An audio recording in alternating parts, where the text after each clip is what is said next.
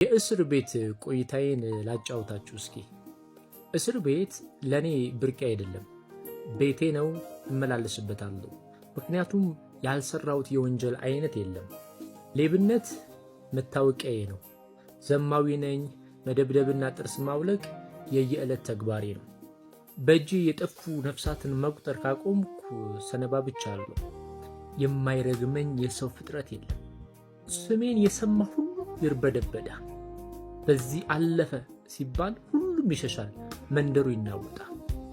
ወይ ደብድቤ ወይ ዘርፌ ወይ ገድዬ ነዋ ከመንደሩ መውጣ። የሰው እንባ ለኔ ደስታዬ ነው። የእነሱ መሳቀቅ ነው የሚያስቀኝ ለኔ ጀብዱ ነው። እንደው የሚገልጽልኝ ከዚህ የሚበልጥ ቃል ባይኖርም ለጊዜው ወንበዴ የሚለው ቃል ይገልጸኛል። ወንበዴ ነኝ። ለመጨረሻ ጊዜ ስታሰር ግን የመጨረሻዬ እንደሆነ አውቃለሁ። ከመታሰርና ተገርፎ ከመለቀቅ ያለፈ ቅጣት ይጠብቀኛል። ሞት ይፈረድብኛልና ሁሉ ነገር ያበቃል። ለጥፋቶቼ ሁሉ የሚገባኝን ቅጣት አገኛለሁና ለሞቴ ቀናትን መቁጠር ጀምሬያለሁ።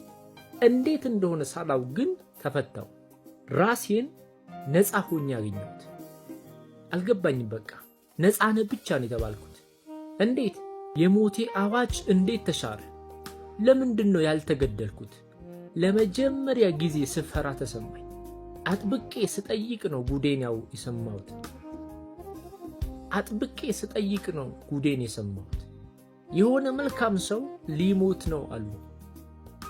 የሚሞተው ደግሞ በእኔ ምክንያት ነው አሉ። እሱ ሲታሰር ነው እኔ የተፈታሁት።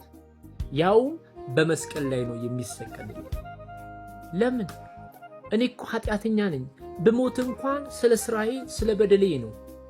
ስለ ኃጢአቶቼ የሚገባኝን ቅጣት እቀበላለሁ። ግን እሱ ሊሞትልኝ ነው። ለምን? መልሱ ፍቅር ነው፣ መውደድ ነው። የማይገባኝ ነበርኩ፣ ግን ኢየሱስ የሚባለው ሰው እስኪሞት ድረስ እንደሚወደኝ ነገረኝ። ፍቅርን አየሁ። ለመጀመሪያ ጊዜ ራሴን ወደድኩት። ሰላም አገኘሁና ካሁን በኋላ በዛ የቆሸሸ ማንነት መቀጠል እንዴት ይሆንልኛል? ሞቶ ሲያድነኝ፣ ወደ ራሱ ግዛት ሲያስገባኝ የራሴ የምለው ነገር እንዳይኖረኝ ነው። አሁን እኔ የእኔ የምለው ነገር የለኝም። እኔም የኔ አይደለሁ። በይስሐቅ ፈንታ የሚሞት በግ እስከተገኘ ድረስ ይስሐቅ በሕይወት የመኖር መብት እንዳለ ሁሉ በእኔ ምትክ የሚሞት የእግዚአብሔር በግ እስከተገኘ ድረስ በሕይወት የመኖር መብት አለ። ደም ፈሶልኛልና በሕይወት መኖር ግድ ነው። ደም ፈሶልኛልና የበደሌን ይቅርታ ማግኘት ግድ ነው። በመታሰሩ የተፈታው በርባን ነው።